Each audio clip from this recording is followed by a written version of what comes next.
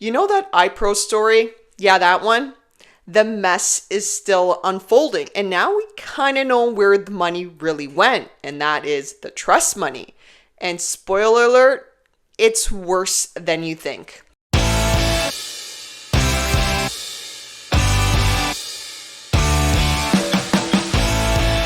I'm Linda, one of the Ragona Sisters, and here we don't sugarcoat real estate. So please make sure to like, share, and subscribe, because today I'm bringing on part 2 of the iPro scandal and just showing you how big of a deal this is and how it's actually reshaping the industry.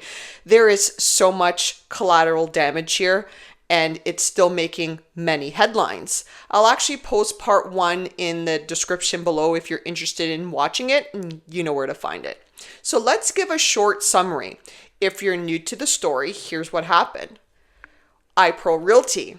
It was one of Ontario's biggest brokerages. They had about 17 locations, and it went out in a spectacular fashion, and not in a good way. The Real Estate Council of Ontario, which is also referred to as RECO. They are the regulators for the real estate industry in this province. And the damage, a shortfall in its consumer deposits and commission trust accounts of about $10.5 million, which has now been reduced to less than $8 million, but regardless, it's still a lot of money. And what a complete mess it really is. RECO had to step in, and thousands of clients and agents were left wondering, where did all the money go? And trust me, I'll get more into RECO's protocol failure and scrutiny that followed in a bit. But first, according to RECO evidence, millions of dollars from the iPro trust funds were allegedly spent on things that had nothing to do with the real estate deals. Who's not surprised? According to RECO's investigation, instead of sitting untouched, those funds were allegedly redirected. We're talking about millions of dollars here, guys. Money that should have been protected, spent as they saw fit. This is a huge no-no. Every brokerage follows very, very strict protocols with trust money. But clearly, this brokerage made their own rules.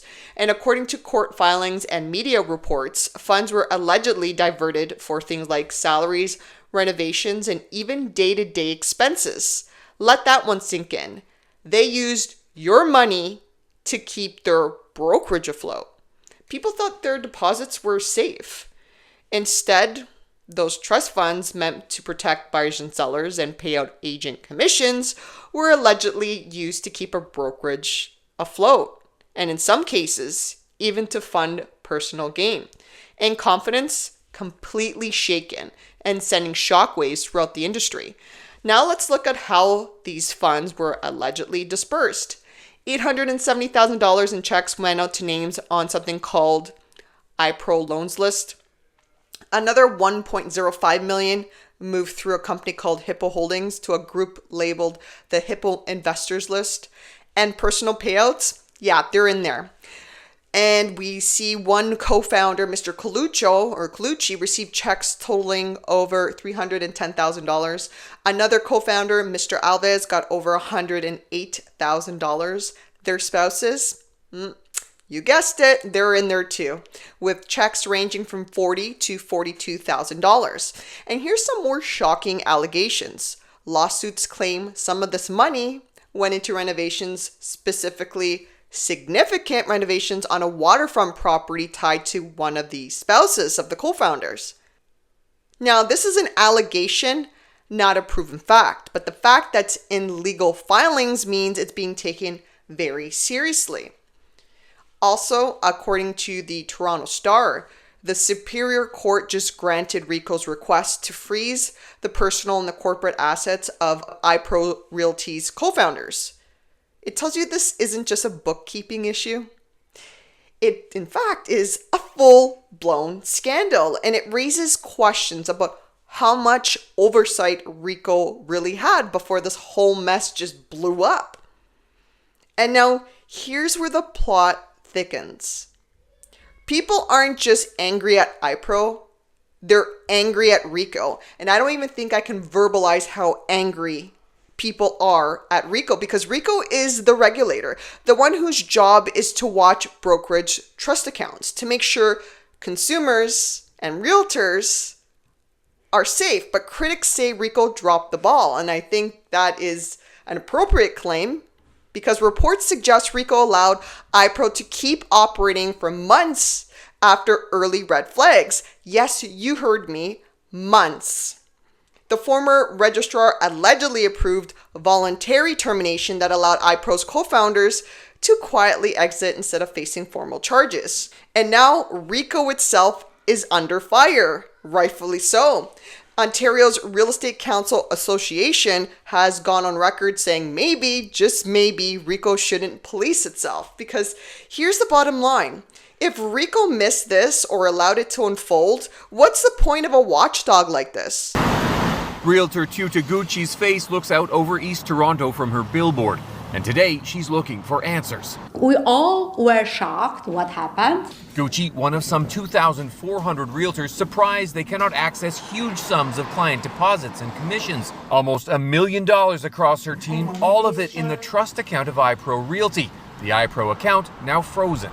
They don't have money to pay their mortgages. Those that are affected, they don't have money to buy houses.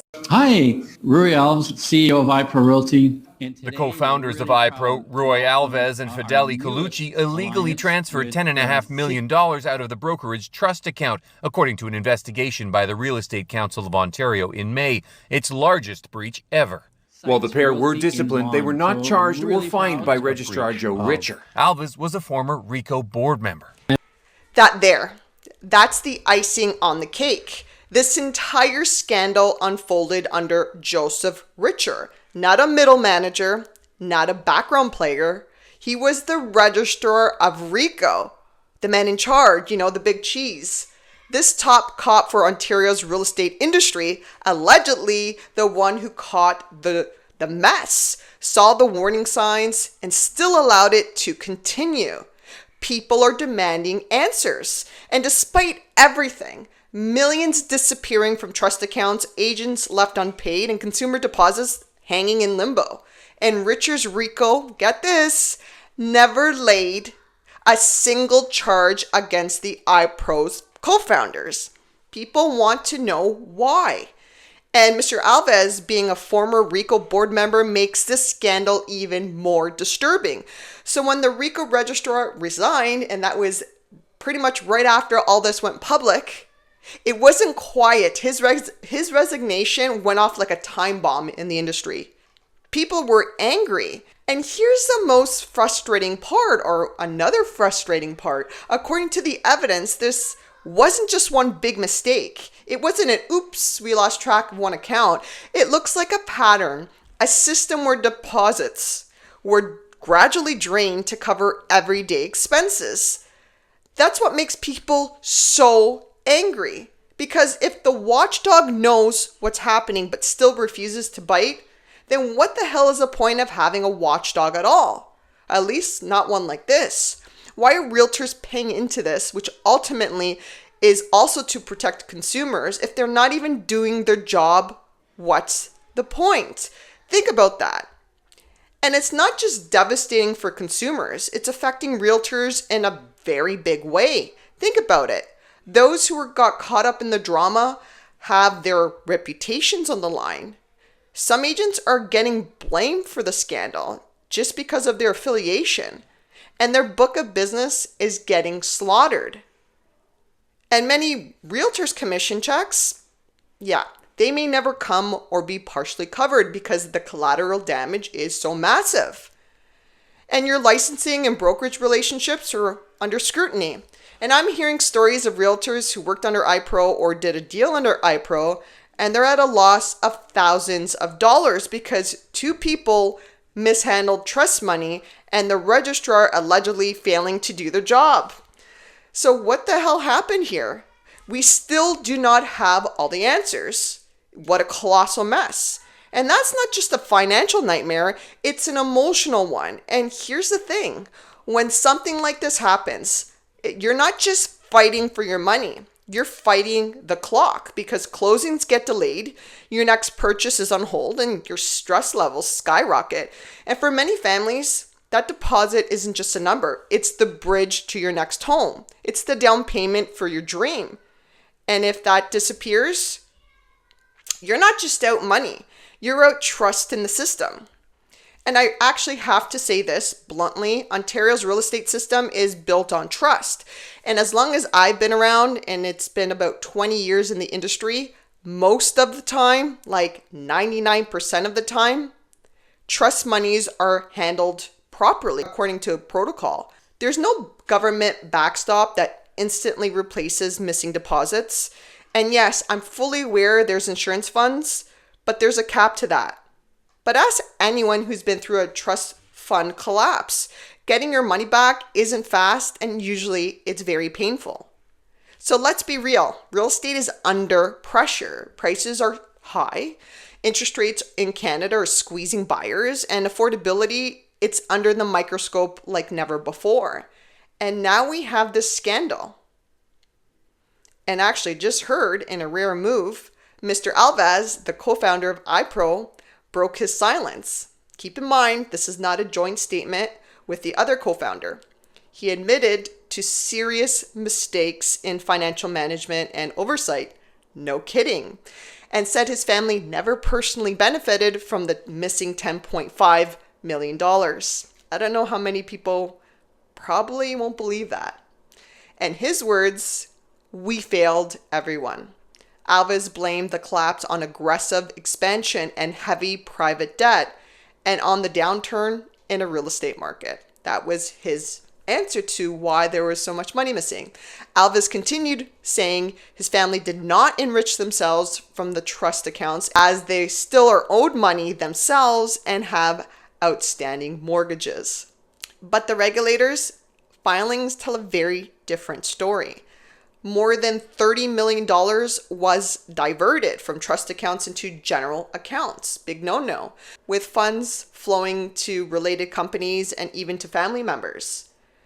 People want answers. That contradiction is why the industry is demanding clarity and why the OPP is now investigating. Now, there is a silver lining here. Yes, I do believe so, and here it is. The scandal has forced the industry to wake up. Realtors are demanding higher standards, believe me when I tell you that, and regulators are under pressure to act faster and with more transparency because we lacked it here. It's not the easy way to get change, but often it's the only way. And if this means fewer weak brokerages, stronger oversight, and more professionalism across the board, long term, that's a win. And at the end of the day, there are bad apples in every industry. But the fact of the matter is, there are many, many brokerages and realtors that are good people. Believe me when I tell you that. I've met many of them. They're hardworking, they're trustworthy, and doing right by their clients every single day. That's the real story here. And that's what keeps the industry moving forward. Let me sum this up. The iPro trust scandal is more than a messy headline. It's a warning shot to the industry, and it puts RECO on notice because if the watchdog isn't watching closely enough, then it's severely flawed and therefore needs major change. Trust is fragile. It takes years to build, seconds to break, and even longer to repair. And the hardest part here, the losses are still unraveling, with innocent people, buyers, sellers, realtors, left wondering if they'll ever see their money again. Because this isn't just about money lost. It's stability stolen, dreams deferred, and confidence in the system that's frankly shattered. So I'm going to end it here before it gets too long. I think I hit the major points. I might do part 3. So check back with us. But if you like the video, don't forget to hit subscribe. It gets this video to more people. And if you watched till the end, thank you so very much. And we'll see you in the next episode.